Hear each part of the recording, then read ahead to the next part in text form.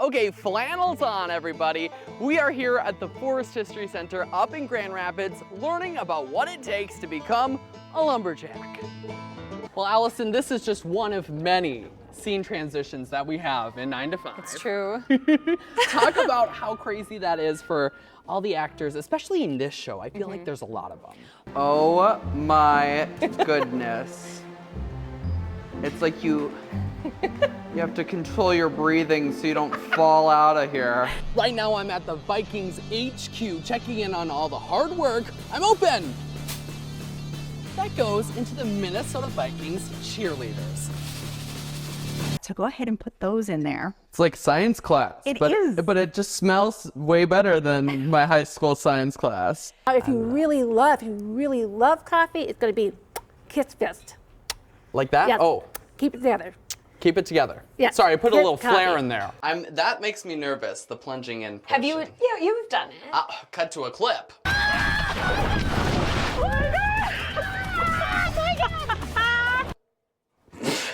But yes, I have done a cold plunge before. So picture this, it's 1959. You're here to see Buddy Holly perform on this stage. Bob Dylan was standing right around the area that I'm at, and to commemorate it, they put down a star right in the exact spot that Bob Dylan was standing. For theater students at UMD, the goal is Broadway. And for one actor, that dream became a reality, booking his first ever Broadway role in & Juliet.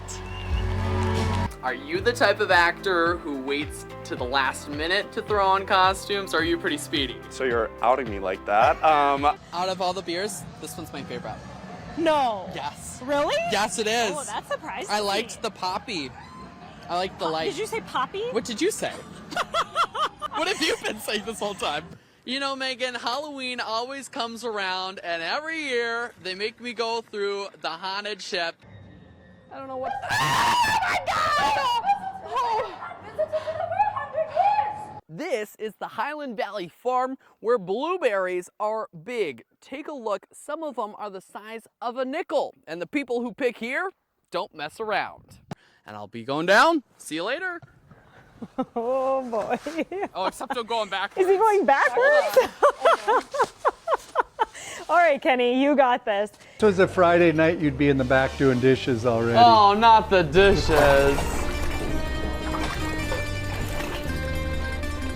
All right, we discussed Mary Had a Little Lamb was our top pick for what we got going on here. But Helmy, I might need your help setting my fingers.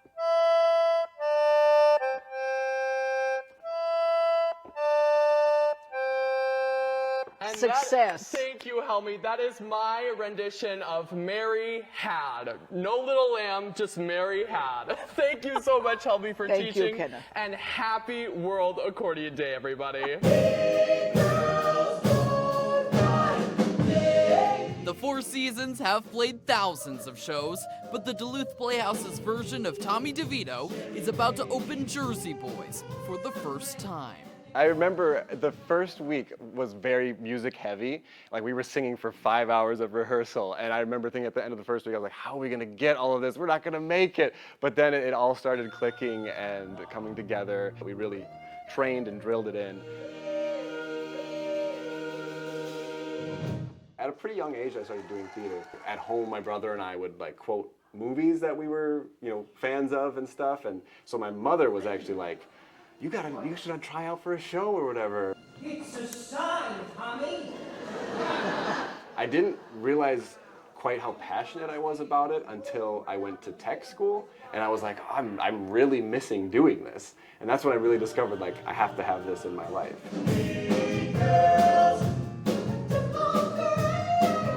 It does feel like a home, like you spend quite a bit of time here.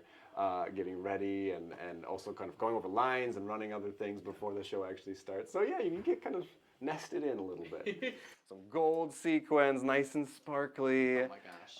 Very, very fun. Here's another nice sparkly. Honestly, I wish that we wore this one longer. We don't get to wear this one very long.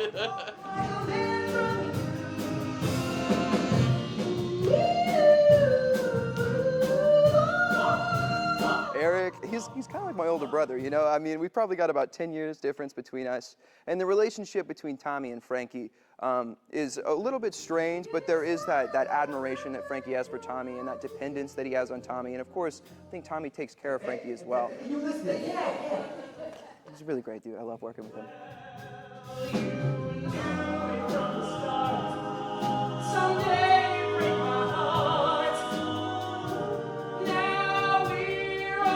So to have this kind of like chosen family, like brotherhood, friendship kind of vibe is really unique and interesting. These guys go through a lot. If it wasn't for the support that they bring each other, they wouldn't have made it through all of this. You know, New Jersey is so close to New York City, and it always gets overshadowed by New York City and New York. And I grew up in the country in a rural space, and even though I had quick access to the Twin Cities, somewhat quick, it was still kind of middle of nowhere in a sense, and felt that way definitely growing up. But that didn't stop, you know, Tommy DeVito and the Jersey Boys. It didn't stop me from wanting to do things that maybe seemed like they were outside of possibility.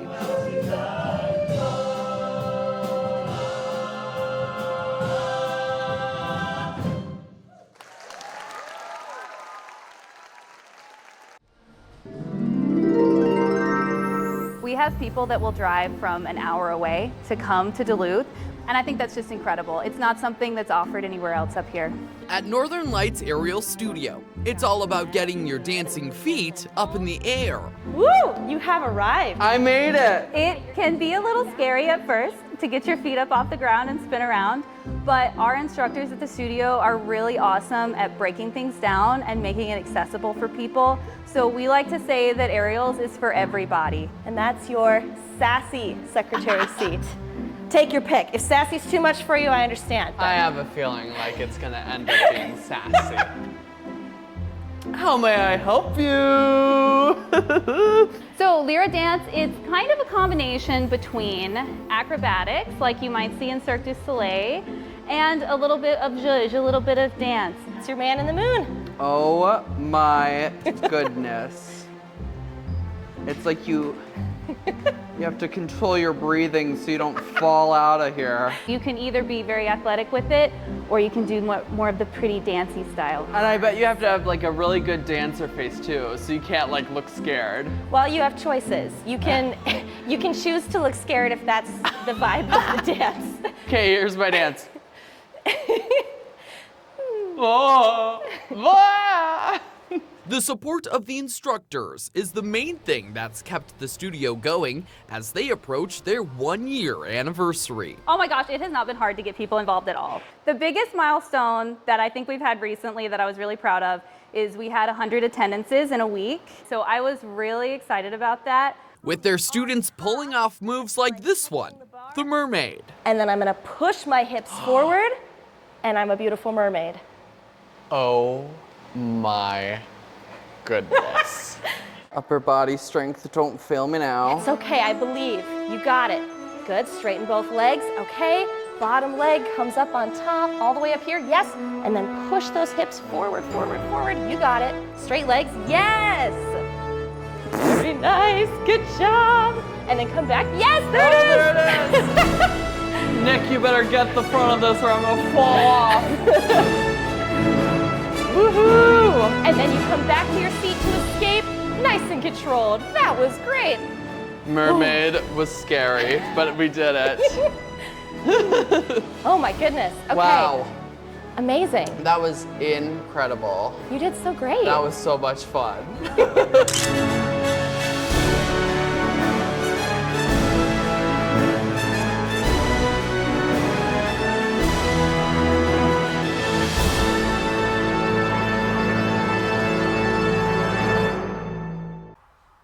A lot of people do think these are paintings, especially when you see it from a distance. An optical illusion.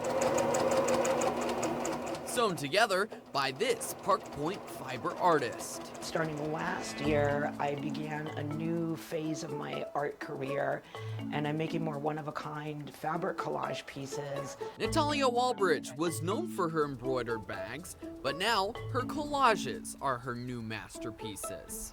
Last year I turned 60 and I decided, you know, it's now or never to pursue what's really my life dream.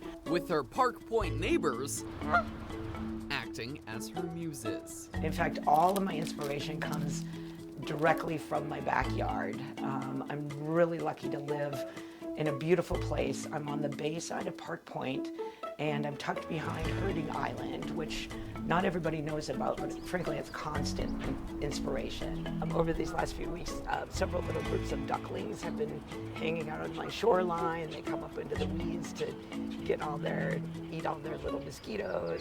Well, you just have like a relationship with all the animals, it feels like. I do, that's the thing, being able to observe things over time, see the changes, try to understand a little bit about their activities and what they're actually doing. It helps me tune into their lives and their perspective on the world. Before they're displayed, the collages take a lot of hard work and precision. It takes about a month from start to finish, and I do work 7 days a week, so Oh my it's gosh. a lot of time. I do start with a photo, and I create a sketch that's sort of my guideline to how I'm going to place everything. And what I'm looking for, there's a sense of light and shadow, and even a little bit of a sense of movement or life. So this is my newest piece that I just started. So you can see a little bit of how the work comes together. So I've got my sketch as a template down below, and then I printed out a second time, and this is on freezer paper. You can see a little bit of the shininess. That's a wax coating. And I do use that because I can then iron on that paper onto the fabric, and it becomes a pattern piece that I can cut around to get all those little detailed shapes. And then I peel the paper off. I'll just show you this piece, and I've got a little, cut shape ready to go. And just keep adding pieces and layers as I go along until it's complete. Really, my goal as an artist is try to capture that same sense of wonder and excitement when I see one of these animals outside in my yard. I want people to feel that same excitement when they see this piece of art, and I think it really kind of sparks that same enjoyment for many people.